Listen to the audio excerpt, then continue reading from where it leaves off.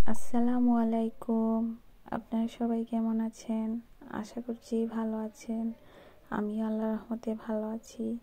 আজকে আমি আপনাদের সাথে সবজি খিচুড়ির রেসিপি শেয়ার করব।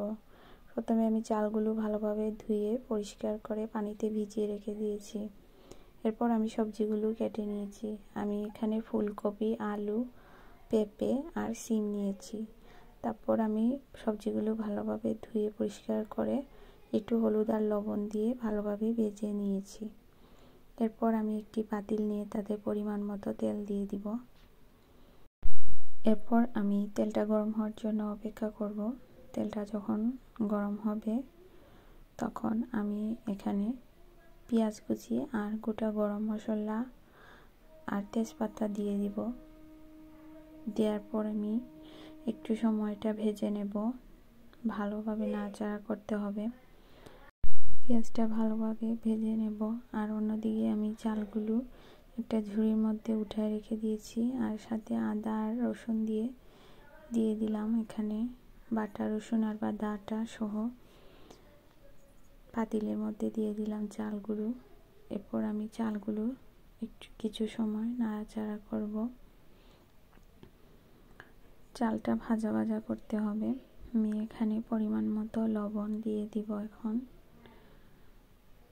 লবণ দেওয়ার পর আমি এখানে গুঁড়া মশলা অ্যাড করব। আমি এখানে হলুদ গুঁড়া, জিরা গুঁড়া, মরিচ গুঁড়া, ধনিয়া গুঁড়া সব মশলা একসাথে মিশিয়ে দিয়ে দিয়েছি। এরপর মশলাগুলো ভালোভাবে চালের সাথে মিশাবো। এই জন্য কিছুক্ষণ নাড়াচাড়া করতে হবে আর চালটাও ভালোভাবে ভেজে নিতে হবে। এই যে দেখুন আমার চালটা ভাজা ভাজা হয়ে গেছে। এখন আমি এখানে ফুটন্ত গরম পানি দিয়ে দিলাম। পানি দেওয়ার পর নিচের চালগুলো ভালোভাবে উপরের দিকে উঠিয়ে নিতে হবে চামচের সাহায্যে। তারপর আরও পানি দিয়ে আরও একটু নাড়াচাড়া করব যেন চালগুলো পাতিলের নিচে লেগে না থাকে। এরকম লেগে থাকলে পরে জ্বলে যাওয়ার সম্ভাবনা থাকে। এরপর আমি একটা ঢাকনা দিয়ে ঢেকে রান্না করব কিছুক্ষণ। যখন ফুটে উঠবে তখন আমি ঢাকনাটা উঠায় দেখব। আর আগে থেকে যে সবজিগুলো ভেজে রেখেছিলাম সেই সবজিগুলো দিয়ে দিলাম। সবজি দেওয়ার পর একটু নাড়াচাড়া করে ভালোভাবে মিশিয়ে দেব চালের সাথে।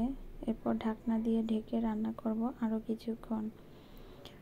এরপর আমি কিছুক্ষণ রান্না করার পর আবার ঢাকনা উঠায়ে আমি এখানে টমেটো দিয়ে দিব আর কাঁচামরিচ। টমেটোগুলো আগে দিলে বেশি সেদ্ধ হয়ে যাবে, তাই টমেটোগুলো পরে দিলাম আর কাঁচামরিচগুলো দিয়ে দিলাম।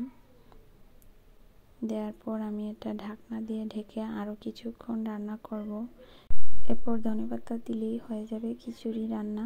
আমার ভিডিও ভালো লাগলে লাইক, কমেন্ট, ফলো দিয়ে পাশে থাকবেন। আর ইউটিউব থেকে দেখলে সাবস্ক্রাইব করবেন। আল্লাহ হাফেজ।